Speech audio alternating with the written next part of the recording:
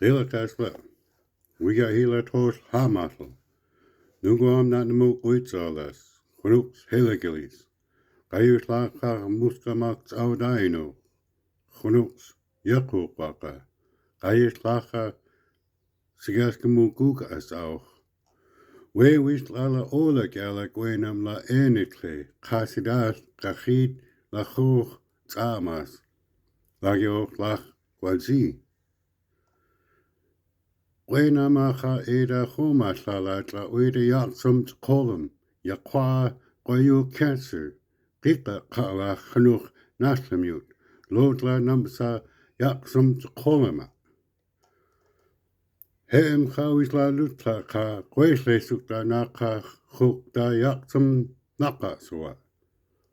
Kinike La Yudu Hun Hila Kwa Septemberich. La mislaten ola gala ikio lacha naka wiki gilasa. He wachin maya slaschen wikidas. Ola gala ik nakident nala. Greetings, loved ones. Give me your good ear. My name is Thomas Wamas. My dad's name is Spruce Wamas from the Kinkum. My mom's name is Hazel Clare from the Quetzino. I am hoping to gain a lot from walking from Victoria to Port Hardy. Also hopes of gaining strides against the sickness of that terrible disease, cancer, that we lost two of our, thinking of our two brothers that we lost from that bad disease. Also hopes encouraging others to stop drinking that bad stuff, alcohol and drugs. I say it's this coming September, it will be 3 years that I have gained the victory over alcoholism. I have never regretted what I had done. It has given me a bright new day. I'm going to share a little bit about this speech and where it came from. Last year, when I was creating, when the idea came up of the Sobriety Walk for Cancer, I got so busy writing letters and writing emails and trying to get, some fundraising going. Got a bunch of donations. I was making phone calls, but everything I did, Dad heard me talk about first. Before he heard my ideas, before they came to life, and so within my writing letters and emails and things like that, I actually was writing my book at the same time, as you'll hear in a minute. But as I was sitting here at this desk and doing what I was doing on the laptop and phone calls and whatnot, Dad was sitting behind me at the table there, and he was talking, or he interrupted me. He goes, "Son, Tommy, come here. Let me show you something." So I stopped what I was doing. I went and sat beside him, and he pushed this piece of paper in front of me, and he says, "I wrote this for you. Listen." And then he read that speech. But that speech that he wrote was for September 15th, 2021.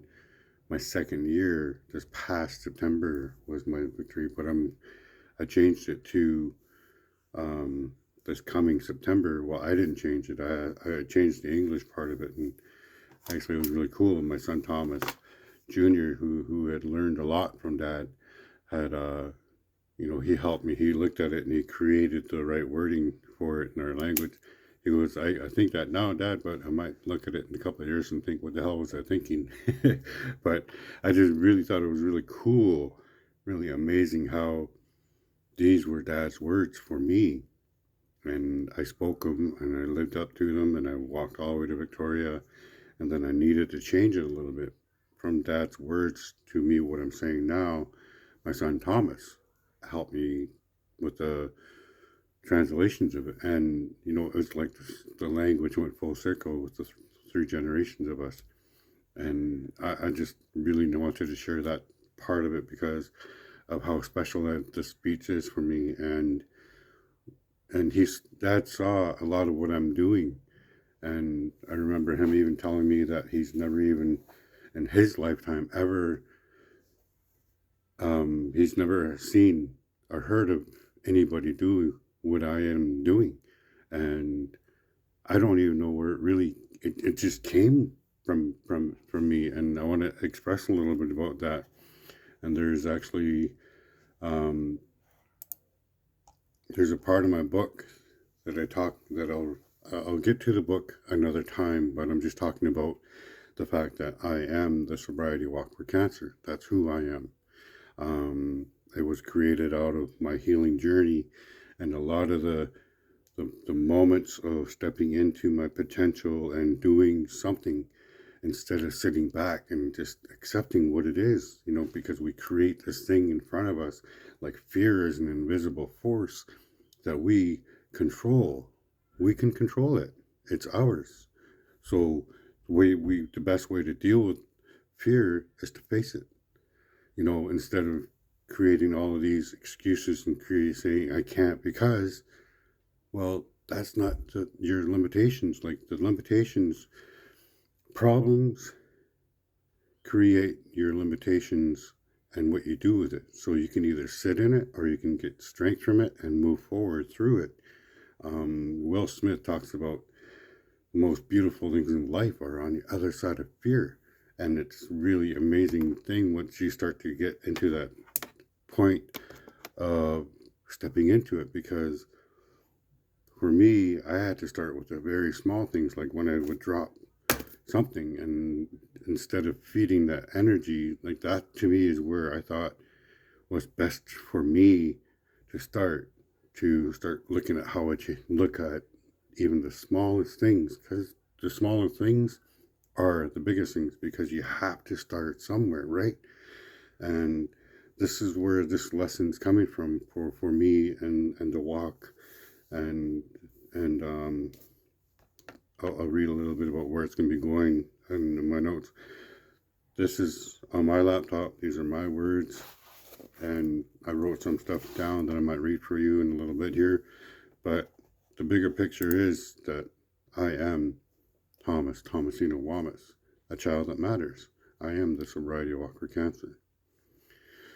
There's a story I talk about in the book about Brother Jeremy, and I'm just going to read that right now. He was the oldest brother, lessons learned by Tuck, or not by Tuck, but the role of being the big brother, Bro Tuck.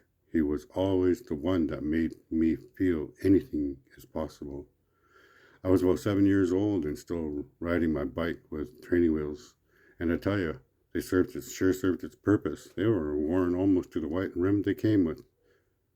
Duck just pulled into the driveway one day with Dad's car as I was coming down the road on my bike. I was tilted to the right, as it was where I found it most comfortable to control the direction of the bike. Tuck was stepping out of the car and he yells to me, "You still got those on there? Come here."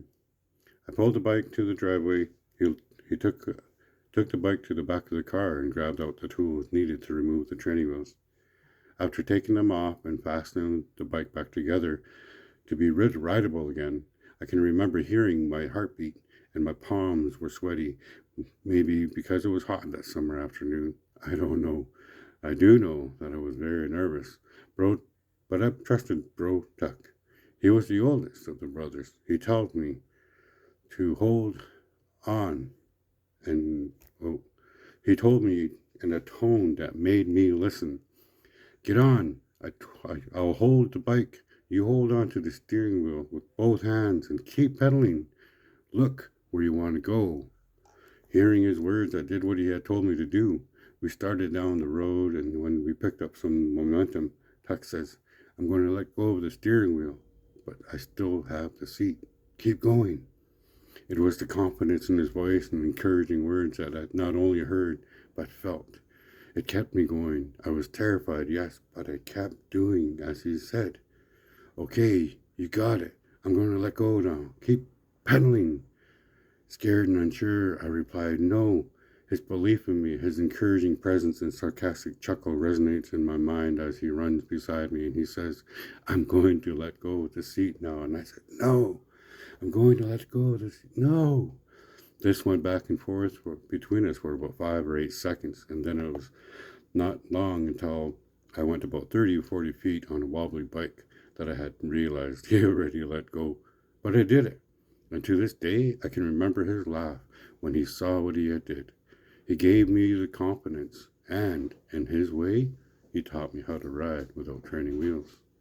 I stepped into the unknown like I did that day my brother Jeremy taught me to ride a bike, and I still feel the excitement of riding my bike on my own without the use of training wheels. The feeling of, what the fuck was I afraid of? With every step forward, as I faced what I was in front of me, when my eyes were on where I wanted to go, my why. The journey I am on, yes, it may be a wobbly, and yes, I will fall, but I promise you, I will get on that bike and keep pedaling into what I can do on my own. This is just one of the lessons and stories that I talk about in my book.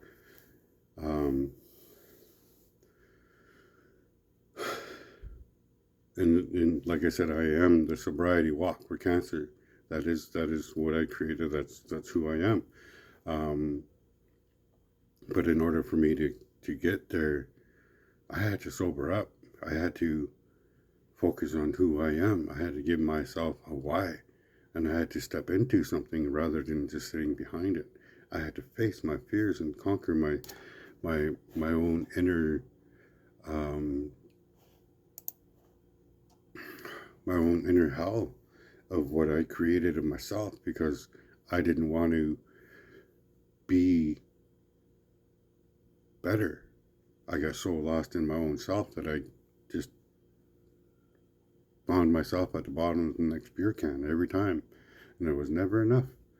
One more was never enough. I had to be blacked out drunk, but but I had to step into that, and to step into that, I had to step into me and find out what it is that I was doing. That was creating my own hell, creating my own fears, and what was stopping me was me. So all of this sobriety walk for cancer, the walk journey through life, you got to take that first step. Get on that bike and keep pedaling. Look where you want to go. Fall in love with the process and get there where you want to go. You got to be just so willing to and it starts with your mind. It starts with your thoughts and controlling where it is you want to go in life, up here, and feel it here. But move forward with integrity and doing the right thing. And doing the right thing also includes thinking the right thing. Because if you're thinking better, more clearly for yourself, and looking at yourself and how the situation is for you, and determine why it is that you're reacting, why you're creating this feeling in between anybody, it's all because of something that you're thinking. And it all starts with those little thoughts, like when you drop something. To me, that's where it all starts, is when you start feeding that little voice in your head. It looks for more, and you don't even realize it. That it's where it goes to. But for me to think about those small things, okay, well, I dropped the pen. What else am I going to do? Okay, pick it up. So pick it up. Never mind feeding that negative energy. Same thing with the shoelace, doing the chores, whatever it is that you don't like, turn it into something that you do look forward to doing because of the outcome, not because of the process. Because of the outcome. Because of the outcome is where you find it, that you do things for others, and it gives you gratitude. And when you get the gratitude, it moves you forward to do the next step, because you feel like you did something, you accomplished something. And as odd as that is, once those small little steps come forward and you start doing that for those people, it builds up, and you start to create certain creative, the sobriety walk. Like, I'm not even 3 years sober yet, and I didn't sign the contract that I'm going to talk about in the book. I didn't sign that contract and say, yeah, I'm going to walk to Victoria for cancer and sobriety. That was not even 3 years ago. All of this, and I'm working on the round 2 to Sobriety Walk for Cancer, getting a good going thing on my book here. I have so many messages that I'm going to be talking about the next while. This is going to be the first of my attempts at seeing what I can do with a podcast. If you like what I'm doing, you like the messages I'm going through with those little mini videos that I do as well, Please feel free to like, and subscribe. I'm trying to figure out how to get the comments turned on. I can't figure it out though. But if you like my material, please like, share, and let's spread the word together. Helagalis.